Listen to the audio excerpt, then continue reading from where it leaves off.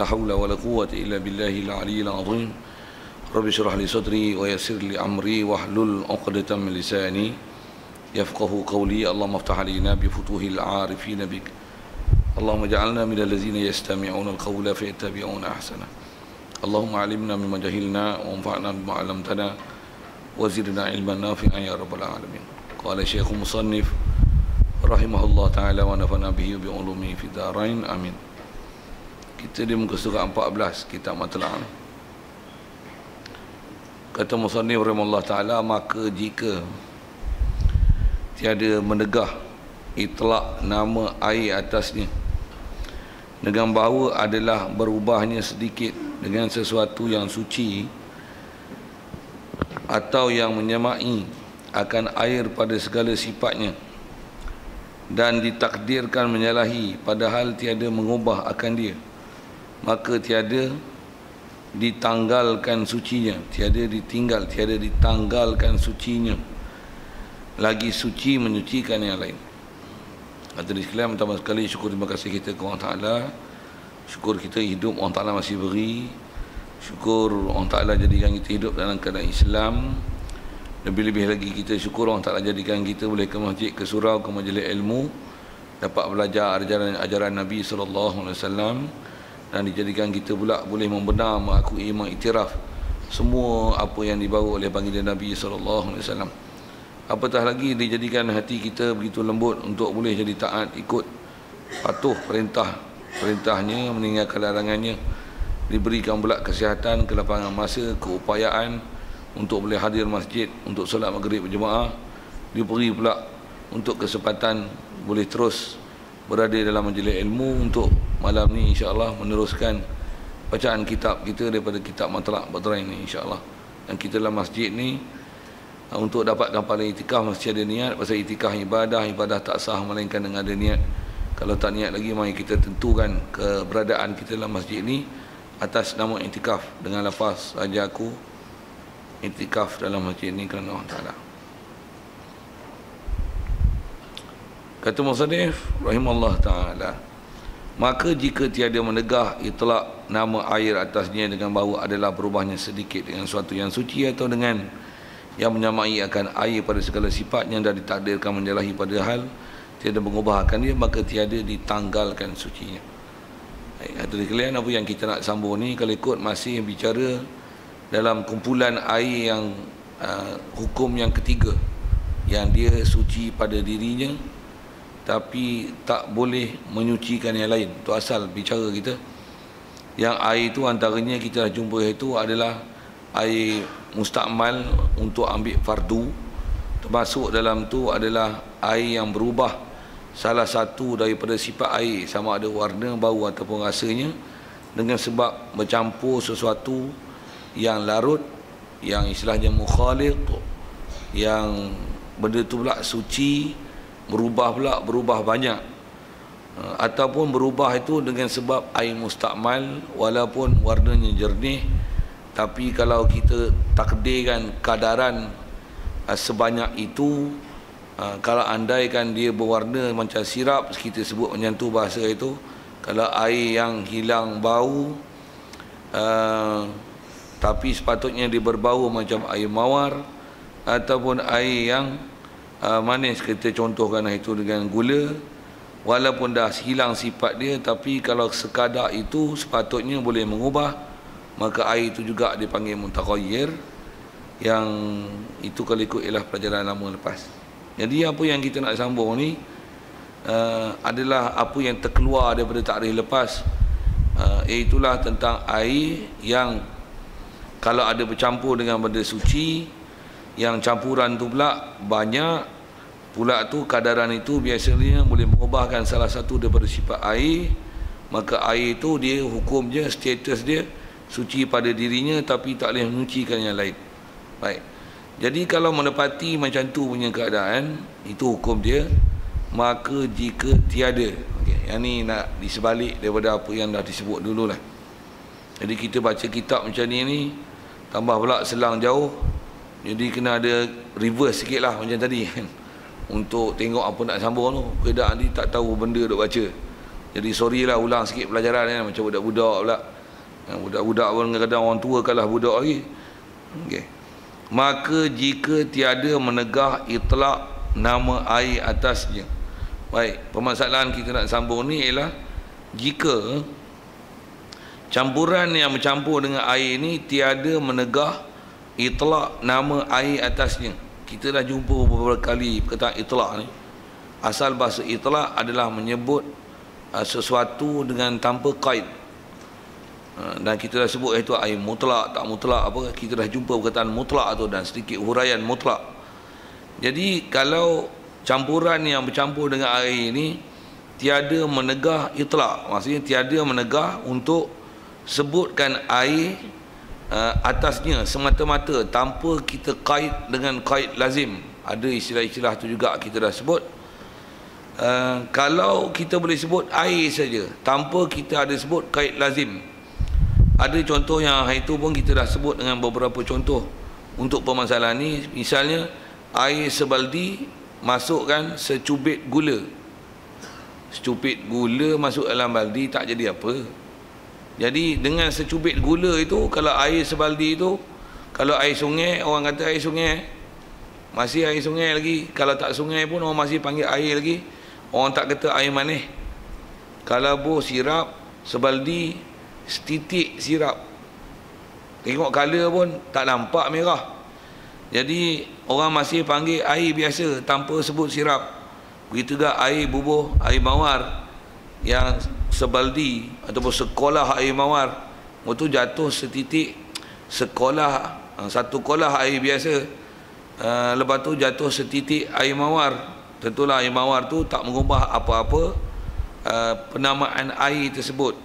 Jadi oleh kerana sedikit yang bercampur, pula tu tak menegah mengitlakkan nama air atasnya. Istilah itlak nama air ini maksudnya sebut air semata-mata air yang kita tak kaitkan dengan kait lazim selepas menyebut nama air tersebut.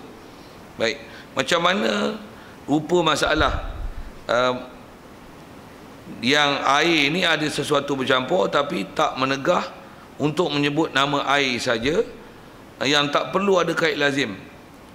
Rupa masalah macam ni, dengan bahawa adalah berubahnya sikit, itu yang sebaldi air dengan secubit gula, satu masalah. Yang lain tu tak berulang rasanya. Orang cerdik sekali sebut faham lah tu. Adalah berubahnya sedikit dengan sesuatu yang suci. Satu masalah dia bagi contoh. Ataupun berubah, ataupun kata dia yang menyamai, berubah itu adalah dengan yang menyamai akan air pada segala sifatnya, sifat air. Maksudnya air yang dicampur ke air ini, macam mana kita belajar dulu, air mawar yang dah expired, air sirap yang dah tak warna merah, air gula yang dah tak manis. Tapi yang bercampur dengan kita campur air biasa ni, campurannya terlalu sedikit. Air sebaldi dengan air mawar expired, air sebaldi dengan air sirap yang dah tak ada warna, air sebaldi dengan air gula yang dah tak manis.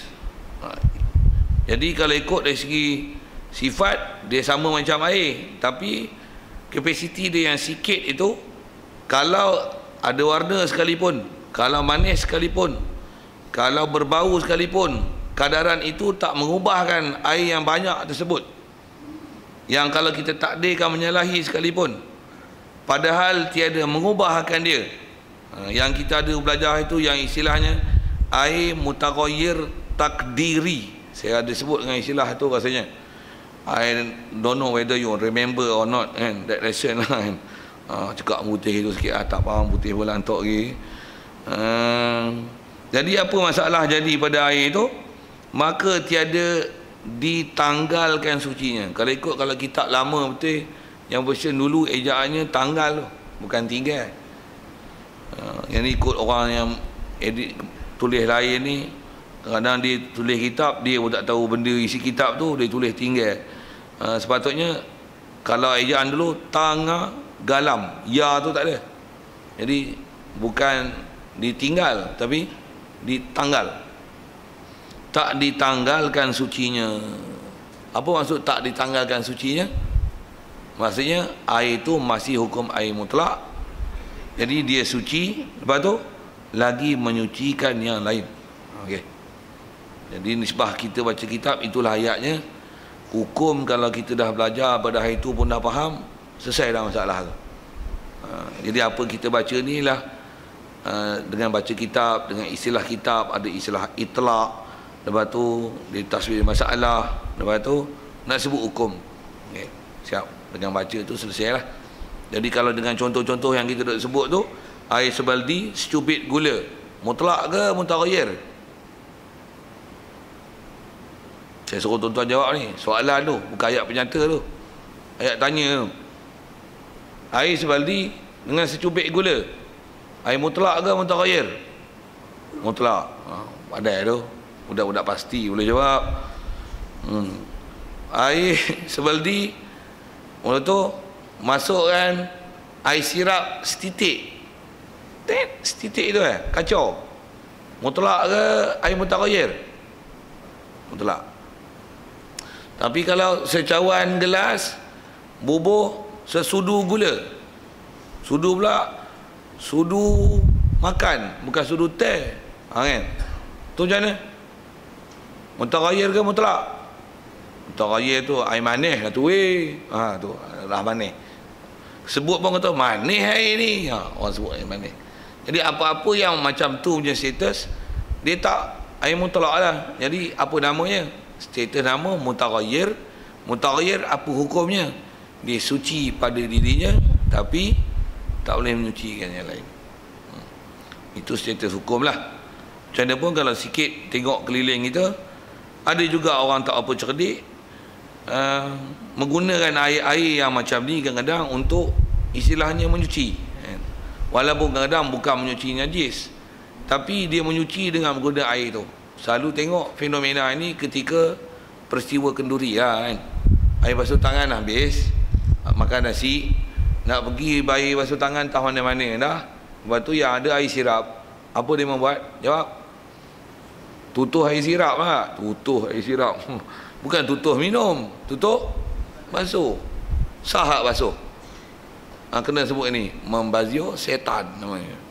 Kasar tu. Yalah, air minum dibazirkan lah, sepatutnya bukan dicurah. Kalau tuan rumah, kalau tuan-tuan lah, tuan rumah tu tuan-tuan buat macam mana?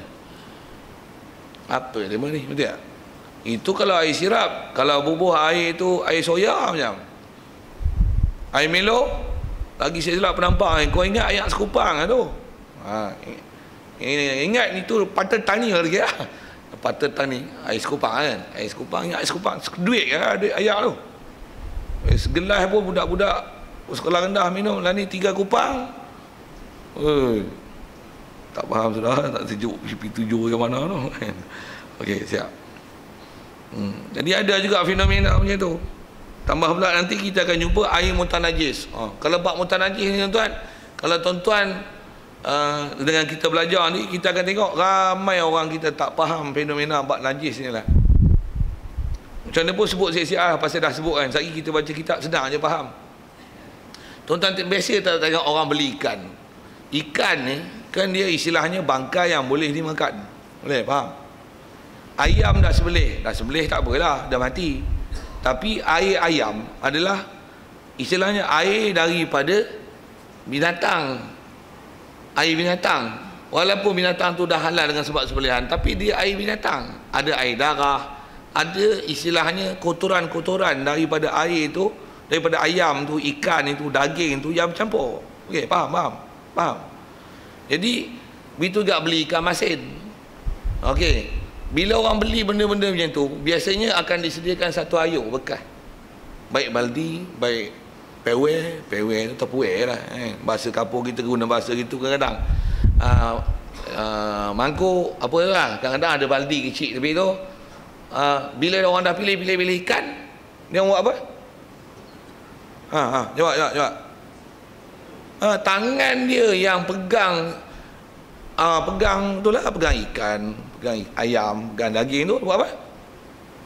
Betul? Seolah-olah bersih.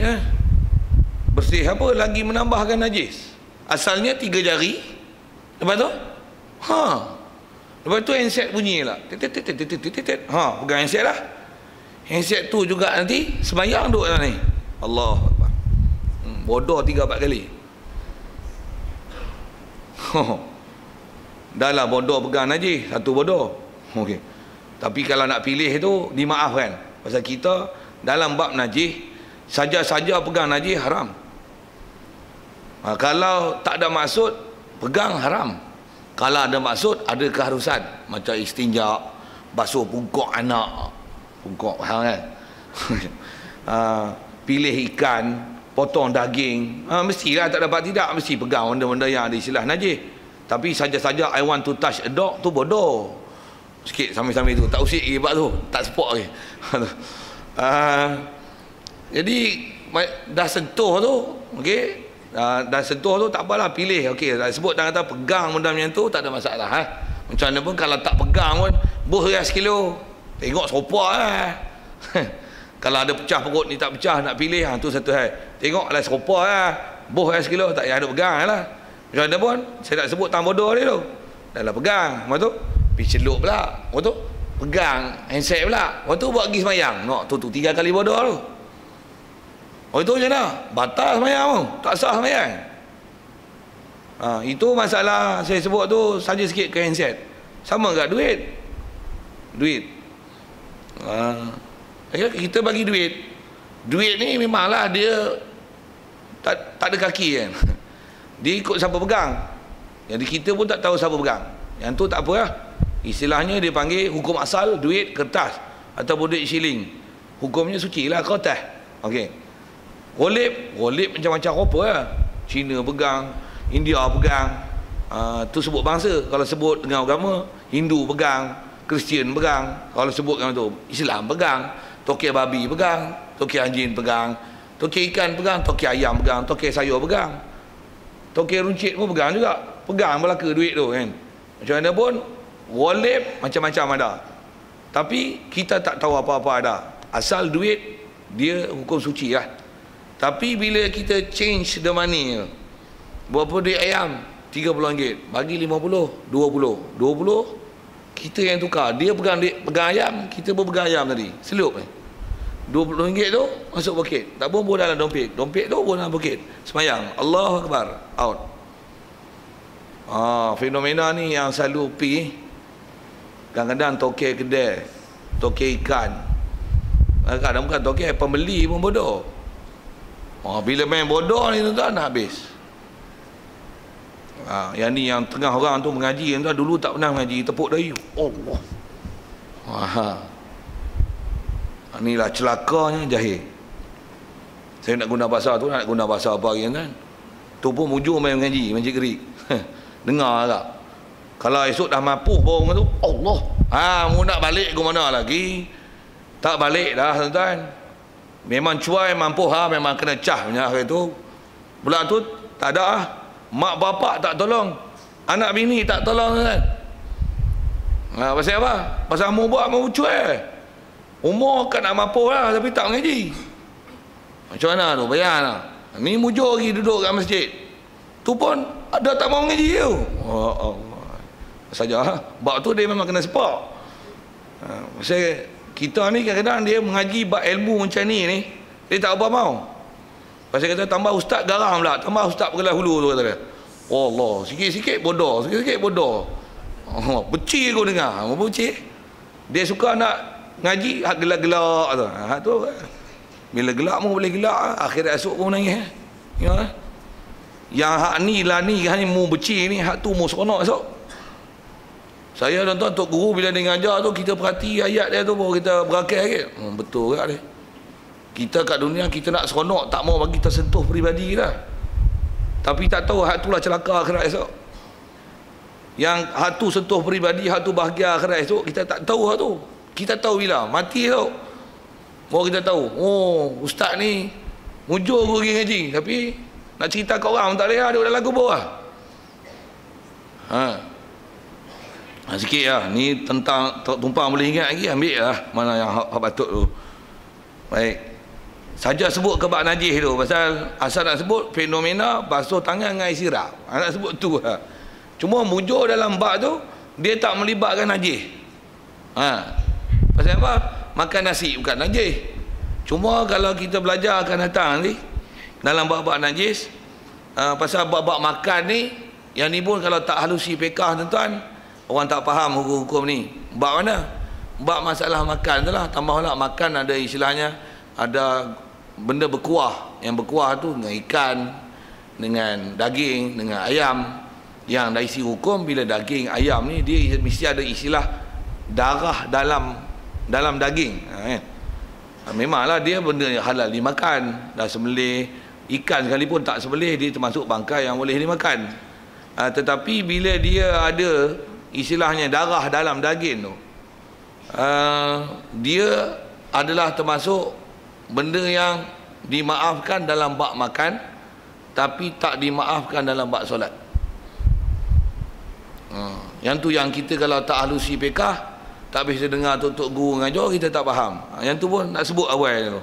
Sampai bab dia jumpa-jumpalah esok. Tak jumpa pun dah cerita dah awal kan. Pasal bab tu boleh tak halusi, dia tak faham. Macam mana? Kita buat misal macam ni dulu. Nyamuk hingga kat baju. Pak. Katalah dah hisap darah, nanti ada darah kan. Jadi nyamuk tu bangkai. Darah yang lekat tu darah.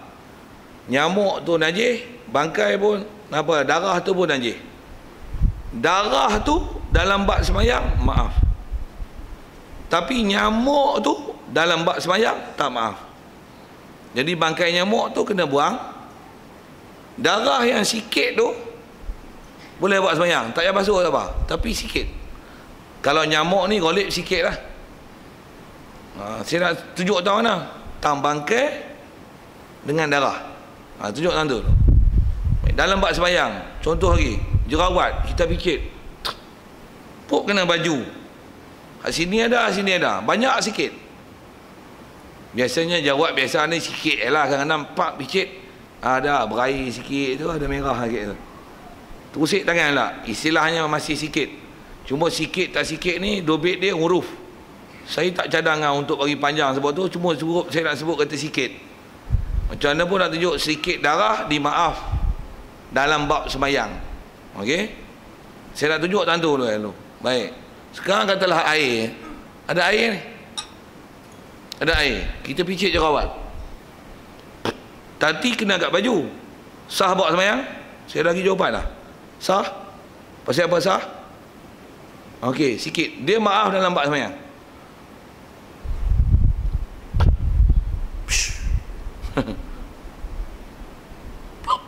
Masuk lah ni. Okey, soal najis tak? Masuk apa ni? Darah apa? Darah jerawat. Najis tak? Ni tak belajar lah, jadi bodoh. Tu kata jadi bodoh lah. Najis lah weh. Pasal walaupun darah tu sedikit, dalam bab air tak maaf, darah tak maaf. Dalam bab air darah tak maaf walaupun sikit. Ataupun kita macam mana, kita nak buat air limau, pegang pisau, oh sikit je tu darah bukan air limau. Ataupun satu jug jatuh darah, jatuh setitik, macam buang najis ya tu. Walaupun jatuh sikit, pasal apa? Dalam bab air tak maaf. Dalam bab air tak maaf. Nak sebut darah tak maaf tu. Dalam bab semayang maaf. Saya nak tunjuk tak maaf tu. Okey. Sejelas bab air tu kan. Okey, sekarang ni nyamuk masuk. Air ni. Pak mampu. Mati. Katalah mati. Selalu tak mati lah nyamuk. Mati. Najis tak air? Tak. Bab air, bangkai nyamuk tadi maaf. Semayang, pak, bangkai nyamuk ada. Bab semayang tak maaf. Nyamuk tak maaf. Bab air maaf. Darah sikit Bak semayang maaf, bak air tak maaf. Bagi nampak tu. Boleh? Bila masak gulai ayam, adalah darah ayam, tapi darah ayam adalah ayam lah. Bak makan maaf, tapi bila bak air, bak makan tak dapat tidak, takkan nak basuh ayam sampai tak ada darah. Apa dia? Boleh faham kan? Okey, siap. Jadi yang tu termasuk ada makfu dalam bak makan. Tapi bila nak semayang, boleh. Kalau bekas mulut wajib basuh. Cumpah gulai, saya duk ngaji tutup guru tersebut, dia syarah tu macam mana? Wajib basuh bekas-bekas gulai tu. Pasal apa pula? Dia dimaaf dalam bak makan. Yang tu cuma dia dobik bak makan sikit. Bak makan tu pasal darah yang dalam daging, dia dimaaf dalam bak makan. Okey, saya sebut bak makan tu. Makan boleh. Tengok saya nak sebut yang ni. Daging yang sama, makan boleh. Daging gulai tu, ni, tuan-tuan ambil, basuh daging tu. Tak pun daging orang duk potong-potong tu. Masak gulai boleh makan. Daging orang duk potong-potong tu, tak masak lagi. Contoh tak masak dulu. Basuh. Teruskan dia. Semayang ambil daging potong tu pun apa ke? Allahu Akbar. Sah kan? Tak sah. Kalau faham tu saya tak payah hurai lah. Erti lah. Kan gaduh syarah banyak-banyak. Orang ada akal ni tengok, betul lah dia. Betul lah dia. Mau pakai. Faham bak daging tu, kalau masuk dalam kuah, mu boleh makan kuah tu. Maksudnya masak sup mestilah. Mesti ada darah dalam daging tu. Dia termasuk benda makfu. Dia maaf. Tapi dalam kaedah kita, bila dia masuk dalam bak semayang, tu tak maaf. Pasal apa? Pasal dia masuk dalam bak air, nak semayang tak boleh. Jadi kena cuci. Sikit lah tu. Apatah lagi najis kat tadi. Hak celuk-celuk tu. nak pergi semayang, singgah lu bekas hari, beli ikan. Percik ikan tu satu hal lah. Duduk terlalu ikan keli. Habis. Sekimbah habis satu baju. Satu sok. Orang sebelah pun tegur, bau ikan keli kat mu. Boleh bau ikan keli kat tu. Contoh. Apatah lagi macam ikan-ikan tadi lah. Celup tangan dengan selamba je, macam bersih, relax. Celup lah tu, bukan ambil juga. Kalau ambil cedok juga, tu gagah. Air tu pula air elok, tak ada seorang pun celup. Okey. Tapi air tu celup 10 orang celup. Okay. Ataupun dibubuh ambil air bersih. Tapi kita basuh, kaedah dia celup. Nuk najis tu lah. Tapi kalau tengok fenomena itu dalam masyarakat kita, tengok selamba je, macam tak ada apa-apa je. Ada apa-apa ke, tak ada apa-apa ke, saya sebut tu berdasarkan apa yang kita duk tengok, apa ilmu yang kita ada. Ada apa-apa ke, tak ada apa-apa ke, tuan-tuan lah menilai diri tuan-tuan. Tuan-tuan yang buat amalat, tuan-tuan buat macam mana? Muamalat tu tuan-tuan, untuk tuan-tuan ibadat, tuan-tuan buat macam mana? Kalau khusus dengan apa kita bicara dengan kitab ni, atau istilah mutaqayyir tu, mesin basuh kita lah. Pasal mesin basuh kita, hari tu bukan saja saya sebut sekali lalu, pasal mesin basuh kita, dia memang mesin basuh, tapi air bos sabun. Jadi air tu bukan air yang sah untuk mencuci. Pasal air tu bila bos sabun, air mutlak ke air mutaqayyir? Mutaqayyir. Jadi air tak sah untuk mencuci. Jadi proses cuci pula mesin kan, dia proses dia benda tu kalau dia tak melibatkan dengan najis tak ada masalah. Tapi bila ada najis, katalah muntah anak ke, kecil ke apa ke, masuk sekali dalam mesin, kita hanya buah air bos sabun. Jadi air bukan air mutlak lah, suku bos pula najis, jadi menajis air tu. Bila najis air tu, apa pakaian dibubuh dalam tu adalah pakaian mutan najis. Boleh faham? Sagi dia dia buang air, dia tutup.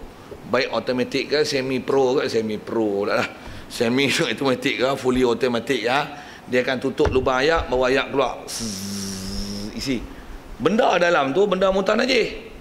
Tu isi air. Apa hukum air tu balik? Air mutan najis keluar. Apa hukum pakaian yang tinggal? Mutan najis lagi. Pak, tutup air lagi, buh air lagi. Sering, apa hukum lagi? 10 tahun mau basuh pakaian duk najis tu. Walaupun pakaian sampai hancur, muntah najis, cara basuh pun tak betul. Cara basuh tak betul. Yang ni orang tepuk dahi.